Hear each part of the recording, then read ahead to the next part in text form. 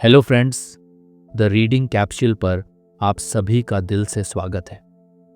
क्या आपने कभी महसूस किया है कि स्कूल और कॉलेज की सारी पढ़ाई के बाद भी हमें असली जिंदगी जीने का तरीका नहीं आता?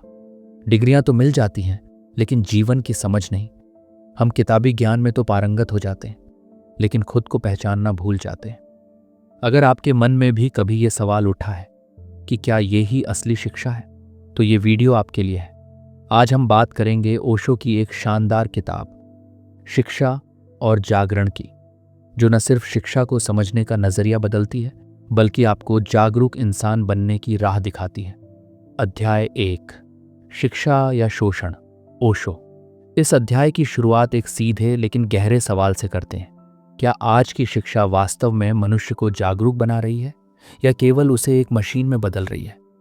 वे कहते हैं कि हमारी पूरी शिक्षा प्रणाली सिर्फ समाज के बनाए ढांचे में फिट होने के लिए लोगों को प्रशिक्षित कर रही है। ये व्यवस्था ज्ञान नहीं देती, केवल सूचना का भंडार बनाती है। और सबसे खतरनाक बात यह है कि यह सब कुछ व्यक्ति की स्वतंत्रता और मौलिकता को खत्म करके किया जा रहा है। एक शिक्षा नहीं, प्रशिक्षण है। ओशो के अनुसार आज की शिक्षा प्रणाली शिक्षा नहीं बल्कि प्रशिक्षण है। जैसे जानवरों को सिखाया जाता है, वैसे ही बच्चों को अनुशासन, नियम और अंधानुकरण सिखाया जाता है। हर बच्चा अपने आप में एक अलग व्यक्तित्व लेकर आता है, लेकिन हमारी शिक्षा प्रणाली सभी को एक जैसे सांचे में ढालने की कोशिश करती है। उसे बताया जाता है कि क्या सही है, क्या गलत, बिना यह समझे कि हर बच्चे की समझ, संवेदना और सोचने का ढंग अलग होता है। 2, ज्ञान नहीं, सूचना मिलती है। स्कूल और कॉलेज में जो पढ़ाया जाता है वह प्रायः उपयोगी तो हो सकता है, लेकिन उसमें जीवन की गहराई नहीं होती। हमें बहुत कुछ बताया जाता है, इतिहास, विज्ञान, गणित, लेकिन ये कोई नहीं सिखाता कि क्रोध कैसे संभाले, भय से कैसे निकले, प्रेम को कैसे समझे। ओशो कहते हैं, सूचना सिर्फ दिमाग को भरती है, ज्ञान आत्मा को प्रकाशित करता है। आज की शिक्षा सिर्फ दिमाग तक सीमित है और आत्मा की अनदेखी करती है। यही कारण है कि हम भले ही पढ़े लिखे हों, पर जीवन में खोए हुए हैं। 3, डर आधारित शिक्षा। बचपन से ही बच्चों को डराया जाता है। परीक्षा का डर, अंक का डर, फेल होने का डर, माता पिता और समाज की अपेक्षाओं का दबाव। ये डर धीरे धीरे उसकी रचनात्मकता को खत्म कर देता है। ओशो के अनुसार शिक्षा यदि डर पर आधारित हो तो वह कभी सृजन नहीं कर सकती। डर से केवल अनुयायी पैदा होते हैं, स्वतंत्र विचारक नहीं।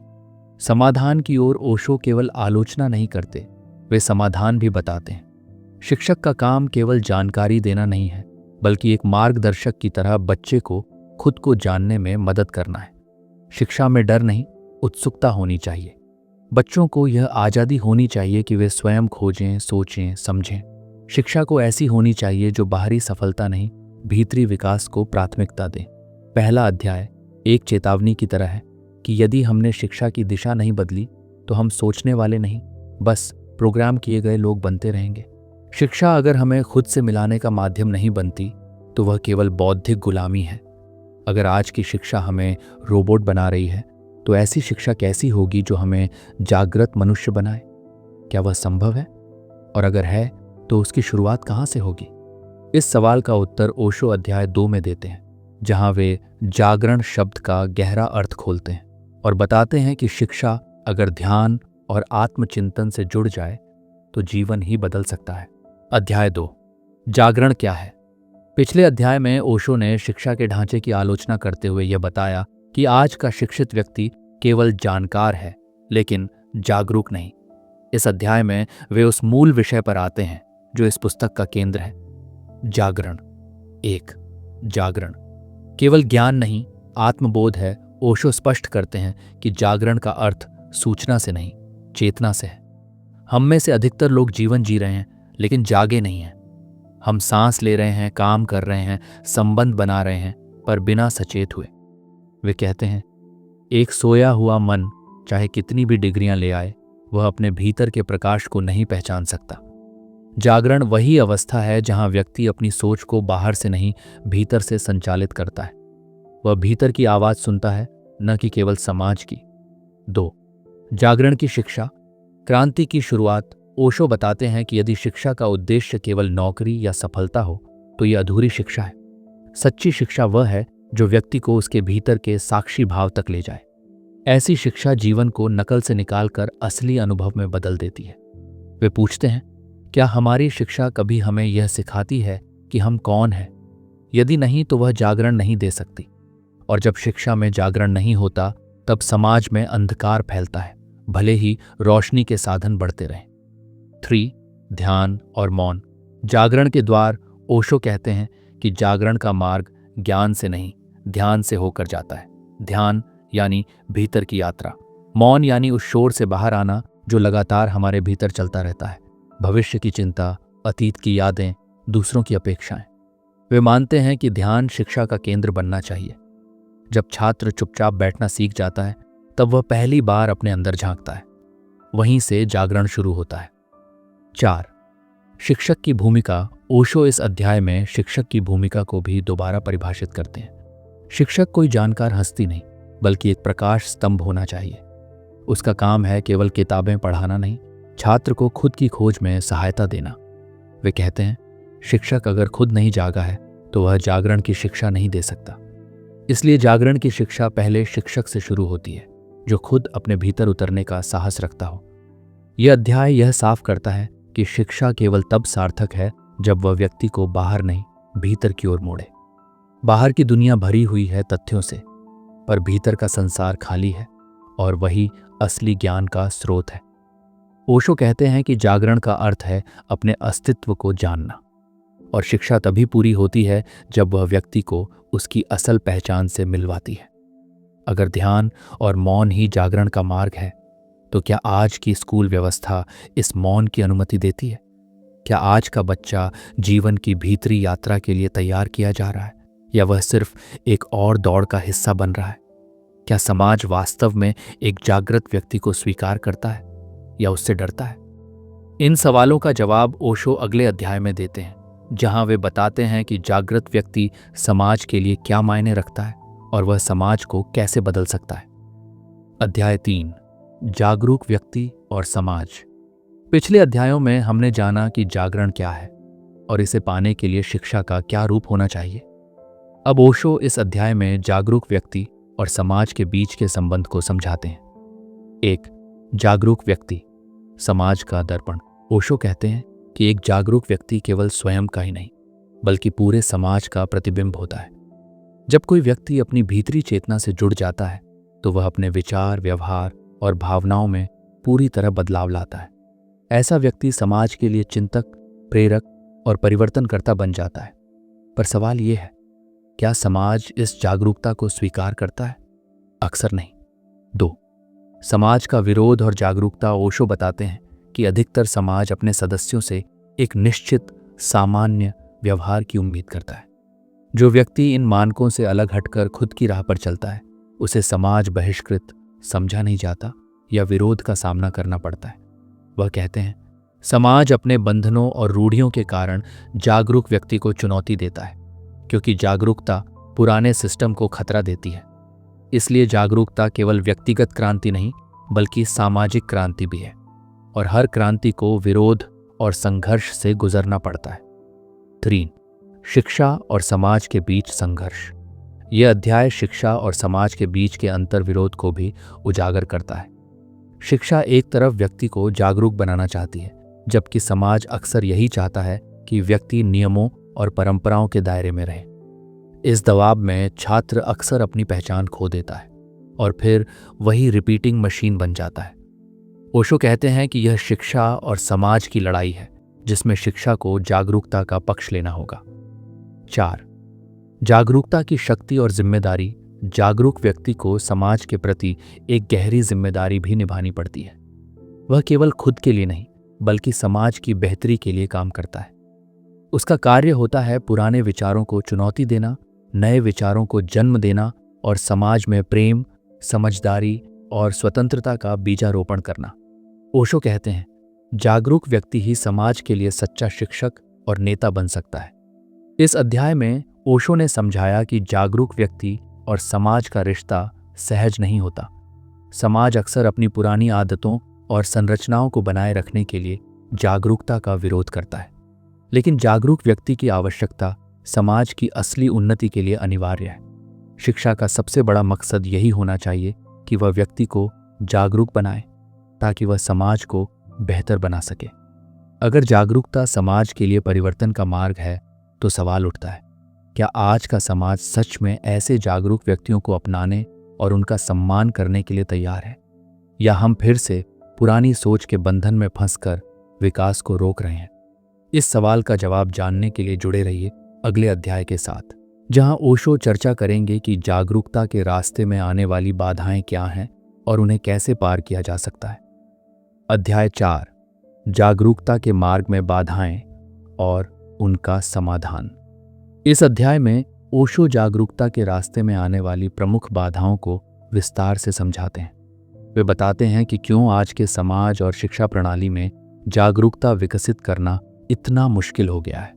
साथ ही वे इन बाधाओं को पार करने के उपाय भी बताते हैं। एक सामाजिक और मानसिक बंधन। ओशो कहते हैं कि सबसे बड़ी बाधा हमारे सामाजिक बंधन है। सामाजिक नियम, परंपराएं, अपेक्षाएं और दबाव हमें हमारी स्वाभाविक स्वतंत्रता से दूर कर देते हैं। हम बचपन से ही यह सीखते हैं कि दूसरों की बात माननी है, भीड़ के साथ चलना है और स्वयं के सवाल पूछना गलत है। इस वजह से हमारा मन एक तरह के कैद खाने में बंद हो जाता है। 2, भय और असुरक्षा की भावना। डर जागरूकता का सबसे बड़ा दुश्मन है। हमें डर होता है असफल होने का, अपनों से अलग दिखने का, सामाजिक बहिष्कार का। इसी डर के कारण हम बदलाव से बचते हैं और पुरानी आदतों में फंसे रहते हैं। ओशो बताते हैं कि इस डर को समझना और उससे ऊपर उठना ही जागरूकता की पहली सीढ़ी है। 3, शिक्षा का यांत्रिक और रूढ़िवादी स्वरूप। आज की शिक्षा प्रणाली जहां केवल ज्ञान और सूचना देने में उलझी है, वहीं वह विद्यार्थियों को आत्मचिंतन और स्वयं के अनुभव की आज़ादी नहीं देती। परीक्षा, अंक और प्रतिस्पर्धा की दौड़ बच्चों के अंदर तनाव और भ्रम पैदा करती है। इसी कारण वह अपने भीतर झांकने की बजाय बाहर की दुनिया में खो जाता है। 4, समाधान, प्रेम, स्वतंत्रता और ध्यान। ओशो इन बाधाओं के समाधान भी बताते हैं। सबसे पहले हमें अपने भीतरी भय को समझकर उससे बाहर निकलना होगा। शिक्षा को ऐसा बनाना होगा जो प्रेम और स्वतंत्रता के आधार पर हो, न कि दबाव और डर के। ध्यान को शिक्षा का एक अनिवार्य हिस्सा बनाना होगा ताकि विद्यार्थी खुद के साथ जुड़ सकें। शिक्षक और माता पिता को चाहिए कि वे बच्चों को प्रश्न पूछने, खुद सोचने और अलग हटकर समझने की आज़ादी दें। ओशो कहते हैं, जागरूकता तब पैदा होती है जब प्रेम और स्वतंत्रता मिलती है और मन शांत होता है। इस अध्याय में ओशो ने जागरूकता के मार्ग में बाधाओं को साफ साफ बताया है, जो न केवल बाहरी समाज में है बल्कि हमारे अपने मन के भीतर भी हैं।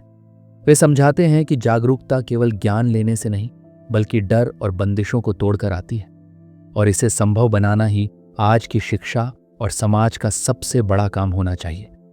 अगर डर, समाज के दबाव और यांत्रिक शिक्षा ही हमारी सबसे बड़ी बाधा है, तो सवाल ये उठता है, क्या हम सच में इन बाधाओं को पार करने का साहस रख सकते हैं? और अगर रख सकते हैं तो क्या हम इसके लिए तैयार हैं? इस सवाल का जवाब ओशो अगले अध्याय में विस्तार से देते हैं, जहां वे जागरूकता को हासिल करने के और भी गहरे रास्तों पर चर्चा करते हैं। अध्याय 5, जागरूकता की प्राप्ति और असली शिक्षा। इस अध्याय में ओशो जागरूकता की प्राप्ति के रास्तों और असली शिक्षा की भूमिका पर गहराई से चर्चा करते हैं। वे बताते हैं कि कैसे एक व्यक्ति अपने भीतर की वास्तविकता को जान सकता है और शिक्षा इस प्रक्रिया में किस तरह सहायक हो सकती है। 1, जागरूकता केवल जानकारी से नहीं, अनुभव से आती है। ओशो स्पष्ट करते हैं कि जागरूकता केवल दिमाग में जमा ज्ञान या सूचना का परिणाम नहीं है।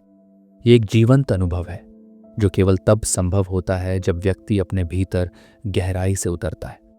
ज्ञान तो बाहरी चीजों का संग्रह है, लेकिन जागरूकता का मतलब है खुद को समझना। इस समझ को पाने के लिए जरूरी है कि हम अपने भीतर के अनुभवों को महसूस करें, न कि केवल पढ़ें। दूसरा अध्याय और स्व अवलोकन की महत्ता। इस अध्याय में ध्यान को विशेष महत्व दिया गया है। ओशो बताते हैं कि ध्यान की प्रक्रिया व्यक्ति को अपनी मानसिक हलचलों से ऊपर उठने में मदद करती है। जब मन स्थिर होता है तभी वह अपनी सच्ची प्रकृति को जान सकता है। स्व अवलोकन यानी अपने विचारों, भावनाओं और प्रतिक्रियाओं को बिना किसी निर्णय के देखना जागरूकता की पहली सीढ़ी है। 3. असली शिक्षा का स्वरूप। ओशो के अनुसार असली शिक्षा वह है जो केवल बाहर की बातें सिखाने में नहीं, बल्कि व्यक्ति को स्वयं के स्रोत से जोड़ने में सक्षम हो। ये शिक्षा व्यक्ति को स्वतंत्र बनाती है, उसे अपने प्रश्न खुद खोजने देती है। इस शिक्षा में प्रतिस्पर्धा, भय और दबाव की कोई जगह नहीं होती। ये शिक्षा व्यक्ति को जीवन की हर परिस्थिति में जागरूक रहने का गुण सिखाती है। 4. शिक्षक और शिक्षा का नया रूप। ओशो शिक्षक को केवल ज्ञान देने वाला नहीं, बल्कि प्रेम और जागरूकता का दूत बताते हैं। शिक्षक का काम है छात्रों को खुद को खोजने में मदद करना, उनके भीतर की आवाज को सुनना। शिक्षा का उद्देश्य केवल नौकरी या प्रमाण पत्र नहीं, बल्कि जीवन के हर पहलू में सजगता लाना होना चाहिए। इस अध्याय में ओशो ने स्पष्ट किया कि जागरूकता की प्राप्ति बाहरी सूचना से नहीं, बल्कि भीतर के अनुभव और स्व अवलोकन से होती है। असली शिक्षा वही है जो व्यक्ति को अपने अस्तित्व के साथ जोड़ती है, उसे स्वतंत्र और सजग बनाती है। और शिक्षक इस प्रक्रिया का मार्गदर्शक होता है, न कि केवल ज्ञान देने वाला। अगर असली शिक्षा हमें अपनी भीतरी जागरूकता से जोड़ती है, तो सवाल उठता है, क्या वर्तमान शिक्षा प्रणाली में ऐसी जगह संभव है जहां छात्र अपनी आत्म खोज कर सकें? और क्या हम इस बदलाव को स्वीकार करने के लिए तैयार हैं? इस सवाल का उत्तर जानने के लिए जुड़े रहिए अगले अध्याय के साथ, जहां ओशो शिक्षा में बदलाव के व्यावहारिक पहलुओं पर चर्चा करते हैं। अध्याय 6, शिक्षा में बदलाव और नई दिशा। इस अध्याय में ओशो शिक्षा प्रणाली में आवश्यक बदलावों और नई दिशा की आवश्यकता पर चर्चा करते हैं। वे बताते हैं कि किस तरह शिक्षा को सिर्फ सूचना देने से ऊपर उठाकर एक जागरूकता पैदा करने वाला अनुभव बनाना होगा। एक पुरानी शिक्षा प्रणाली की सीमाएं। ओशो कहते हैं कि आज की शिक्षा प्रणाली केवल मस्तिष्क की सूचनाओं का भंडार है, न कि एक संपूर्ण अनुभव। ये प्रतिस्पर्धा, भय और दबाव पर आधारित है, जिससे विद्यार्थी अंदर से जकड़ जाते हैं। इसका मकसद केवल समाज के बने हुए ढांचे में फिट होना है, न कि स्वयं की पहचान बनाना। इसलिए शिक्षा में यह पुरानी प्रणाली बदलनी ही होगी। 2. शिक्षा का उद्देश्य। व्यक्ति की पूरी विकास यात्रा। ओशो कहते हैं कि शिक्षा का उद्देश्य केवल तकनीकी या बौद्धिक ज्ञान देना नहीं है, बल्कि व्यक्ति को संपूर्ण रूप से विकसित करना है, जिसमें शारीरिक, मानसिक, भावनात्मक और आध्यात्मिक पक्ष शामिल हों। शिक्षा को व्यक्ति की स्वतंत्र सोच, प्रेम, सौंदर्य बोध और ध्यान की क्षमता को बढ़ाना चाहिए। यह शिक्षा जीवन को एक कला की तरह जीने की कला सिखाती है। 3. शिक्षकों का नया रोल। इस नई शिक्षा प्रणाली में शिक्षक केवल ज्ञान के दाता नहीं रहेंगे। उनका कार्य होगा विद्यार्थी की आंतरिक ऊर्जा को जगाना, उसे सोचने, महसूस करने और आत्मनिरीक्षण करने के लिए प्रेरित करना। शिक्षक को स्वयं भी जागरूक और स्वतंत्र होना होगा। 4. शिक्षा और जीवन का एकीकरण। ओशो बताते हैं कि शिक्षा को जीवन से अलग नहीं होना चाहिए। स्कूल, कॉलेज और विश्वविद्यालय केवल कक्षाएं नहीं, बल्कि जीवन के छोटे छोटे प्रयोगशालाएं हों, जहां विद्यार्थी अनुभव करें, खोज करें और खुद को जानें। शिक्षा में खेल, कला, ध्यान और स्वाभाविक स्वतंत्रता का भी समावेश होना चाहिए। 5. बदलाव की शुरुआत कहाँ से। ओशो बताते हैं कि बदलाव सबसे पहले हमारे दृष्टिकोण से शुरू होता है। माता पिता, शिक्षक और समाज को अपनी पुरानी सोच और अपेक्षाओं को बदलना होगा। बच्चों को फॉर्मूला याद करने वाले रोबोट के बजाय जागरूक और स्वतंत्र मानव के रूप में देखना होगा। इस अध्याय में ओशो ने शिक्षा के क्षेत्र में गहन बदलाव की जरूरत पर जोर दिया। शिक्षा को एक जीवंत प्रक्रिया बनाना होगा जो केवल ज्ञान न दे, बल्कि व्यक्ति के संपूर्ण विकास को संभव बनाए। शिक्षक, विद्यार्थी और समाज को इस बदलाव का हिस्सा बनना होगा ताकि एक नया युग शुरू हो सके। अगर शिक्षा में इतना बड़ा बदलाव संभव है, तो सवाल है, क्या हम अपनी पुरानी सोच और आदतों को छोड़कर इस नए युग की शिक्षा को अपनाने के लिए तैयार हैं? और क्या हम समाज को भी इसके लिए तैयार कर सकते हैं? इस सवाल का जवाब जानने के लिए जुड़े रहिए अगले अध्याय के साथ, जहां ओशो शिक्षा के भविष्य के सपनों और चुनौतियों पर बात करेंगे। अध्याय 7, शिक्षा का भविष्य, चेतना का युग। इस अध्याय में ओशो हमें शिक्षा के उस भविष्य की झलक दिखाते हैं जिसकी नींव केवल किताबों और अंकों पर नहीं, बल्कि चेतना, अनुभव और आत्मबोध पर टिकी होगी। वे बताते हैं कि आने वाले समय की शिक्षा कैसी होनी चाहिए और क्या क्या बदलाव इसमें अनिवार्य होंगे। 1. पुरानी शिक्षा बनाम नई चेतनात्मक शिक्षा। ओशो स्पष्ट करते हैं कि पुरानी शिक्षा भविष्य के लिए तैयार करने का दावा करती है, पर असल में वह केवल अतीत को दोहराती है। वह विद्यार्थियों को यह सिखाती है कि कैसे नौकरी करनी है, भीड़ में फिट होना है और अनुशासन में रहना है, लेकिन वह यह नहीं सिखाती कि कैसे जीना है, कैसे सच में इंसान बनना है। नवीन शिक्षा चेतना को केंद्र में रखेगी, जिसमें व्यक्ति को सिखाया जाएगा कि वह अपनी भीतर की आवाज को सुने, अपने प्रश्नों को खोजे और स्वयं को अज्ञात के अनुभवों के लिए खोल दे। 2. शिक्षा को धर्म से मुक्त करना। यहाँ ओशो एक साहसिक विचार रखते हैं कि शिक्षा को धर्म, जाति, राष्ट्र और संप्रदाय से पूरी तरह स्वतंत्र किया जाना चाहिए। क्यों? क्योंकि जब शिक्षा किसी विशेष धार्मिक या राष्ट्रीय एजेंडे से जुड़ी होती है, तब वह केवल प्रचार बनकर रह जाती है। ओशो कहते हैं कि शिक्षा का काम है मन को खुला रखना, न कि किसी विचारधारा में बंद कर देना। 3. आत्मा केंद्रित शिक्षा। इस अध्याय का केंद्र बिंदु यही है। भविष्य की शिक्षा केवल बुद्धि या मस्तिष्क केंद्रित नहीं होगी, बल्कि आत्मा केंद्रित होगी। इसमें शामिल होंगे ध्यान, ताकि विद्यार्थी अपने विचारों के शोर से परे खुद को जान सके; संवाद, जहां विद्यार्थी सवाल पूछ सके, उत्तर खोज सके; रचनात्मकता, जहां वह कला, विज्ञान, जीवन, हर चीज को एक प्रयोग की तरह देख सके; सार, शिक्षा का अंतर्राष्ट्रीय और मानवीय स्वरूप। ओशो मानते हैं कि भविष्य की शिक्षा अंतर्राष्ट्रीय चेतना पर आधारित होगी, जहां सीमाओं से परे इंसानियत को सिखाया जाएगा। कोई जाति, धर्म, भाषा या राष्ट्र व्यक्ति को अलग न कर सके। हर विद्यार्थी को एक वैश्विक नागरिक के रूप में देखा जाएगा। 5. शिक्षक अब गाइड होंगे, गुरु नहीं। भविष्य में शिक्षक केवल सूचना देने वाले नहीं होंगे, वे मार्गदर्शक होंगे जो विद्यार्थियों के साथ एक खोज यात्रा पर होंगे। वे हर बच्चे के अंदर के बीज को पहचानेंगे और उसे उसकी अनूठी दिशा में बढ़ने देंगे। ओशो इस अध्याय में एक ऐसी शिक्षा प्रणाली का सपना दिखाते हैं जो आत्मा, स्वतंत्रता और चेतना पर आधारित हो। यह शिक्षा विद्यार्थियों को तैयार नहीं करती, बल्कि उन्हें स्वयं बनने देती है। यह शिक्षा उन्हें एक बेहतर नौकरी नहीं, बल्कि एक बेहतर जीवन जीने की क्षमता देती है। अगर शिक्षा का भविष्य चेतना, स्वतंत्रता और प्रेम पर आधारित है, तो सवाल यह है, क्या आज की दुनिया, जो अभी भी धर्म, जाति, राष्ट्र और प्रतियोगिता में उलझी है, वह इस चेतनामय शिक्षा को स्वीकार कर पाएगी? या क्या यह बदलाव फिर भी कुछ जागरूक व्यक्तियों की जिम्मेदारी ही बना रहेगा? इस गहरे प्रश्न पर विचार करने के लिए जुड़े रहिए अगले और अंतिम अध्याय के साथ, जहां ओशो बताएंगे कि व्यक्ति स्वयं इस बदलाव की शुरुआत कैसे कर सकता है, भले ही पूरी व्यवस्था न बदले। अध्याय 8, परिवर्तन की शुरुआत। स्वयं से ओशो इस अध्याय में स्पष्ट करते हैं कि कोई व्यवस्था, कोई सरकार और कोई संस्थान शिक्षा को मौलिक रूप से नहीं बदल सकता। वह केवल व्यक्ति ही है, जागरूक, साहसी, प्रश्न पूछने वाला व्यक्ति, जो इस परिवर्तन की शुरुआत कर सकता है। 1. व्यवस्था से अपेक्षा नहीं, स्वयं से शुरुआत। ओशो कहते हैं कि बहुत लोग ये सोचते हैं कि अगर सरकारें बदल जाएं, शिक्षा मंत्रालय नया हो जाए या पाठ्यक्रम सुधार दिया जाए तो सब ठीक हो जाएगा, लेकिन वे इसे भ्रम मानते हैं। व्यवस्थाएं व्यक्ति की परछाई हैं। जब व्यक्ति बदलता है, तब व्यवस्था बदलती है। इसलिए ओशो जोर देकर कहते हैं कि बदलाव नीतियों से नहीं, बल्कि जीवन जीने के तरीकों से आता है। 2.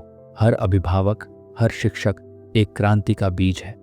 ओशो बताते हैं कि अगर कोई माँ पिता अपने बच्चे को बिना भय, तुलना और दबाव के पालते हैं, अगर कोई शिक्षक बच्चों से प्रेम करता है, उन्हें आज़ादी देता है सोचने की, समझने की, गलतियाँ करने की, तो वहीं से शिक्षा में क्रांति शुरू हो जाती है। ये क्रांति नारे या आंदोलन से नहीं होती, बल्कि हर दिन के छोटे छोटे फैसलों से होती है।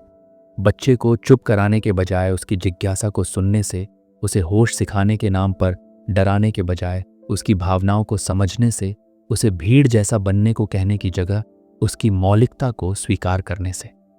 3. व्यक्ति को जागरूक बनाने की प्रक्रिया।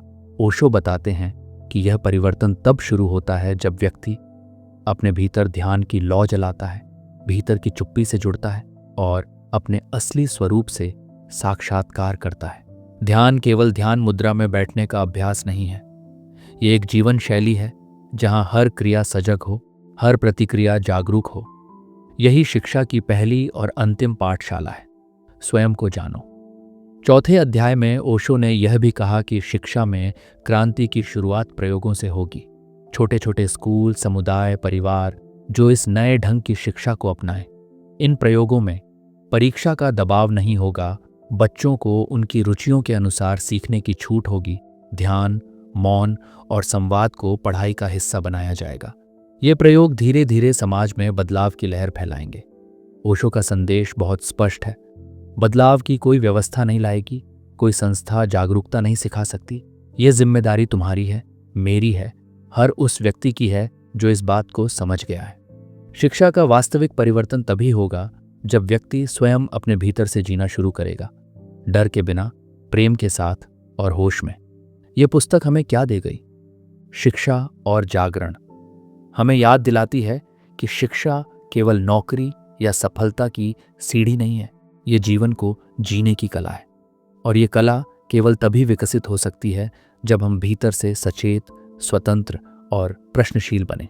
तो दोस्तों, ओशो की इस विलक्षण पुस्तक से हमने जाना कि शिक्षा केवल किताबों की बात नहीं है, बल्कि आत्मा की जागरूकता का मार्ग है।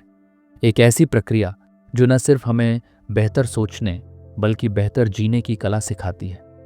ओशो हमें याद दिलाते हैं कि शिक्षा का असली उद्देश्य है व्यक्ति को खुद से मिलवाना।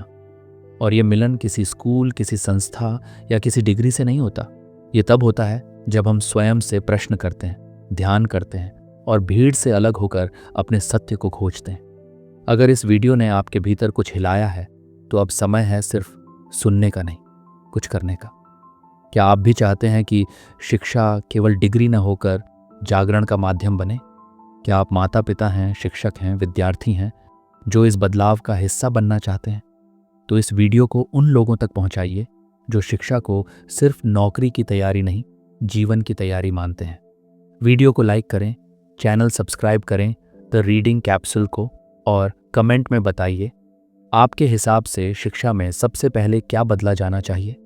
और अगर आप चाहते हैं कि हम ओशो की अन्य पुस्तकों या शिक्षा से जुड़ी और गहरी बातों पर वीडियो बनाएं, तो ज़रूर बताइए। हम मिलकर इस संवाद को एक आंदोलन बना सकते हैं, भीतर की ओर लौटने का।